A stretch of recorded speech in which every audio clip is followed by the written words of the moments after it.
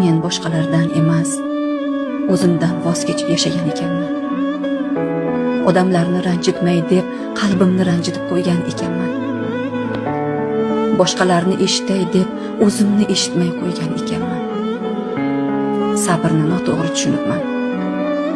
Chidash deb sukutni, tavakkul deb o'zimni unutishni tanlabman. Alloh esa hammasini ko'rib turibdi. Shuning uchun u to'xtatadi, jim qiladi. O'zingizni topishingiz uchun yolg'iz qoldiradi. Chunki banda o'zini yo'qotib qo'ysa, ibodat ham og'ir kelar ekan. Qalb charchasa, hatto duo ham ko'z yoshga aylanar ekan. Bugun tushundim. O'zimdan voz kechish taqvo emas, o'zimni asrash, Alloh bergan omonatga xiyonat qilmaslik ekan.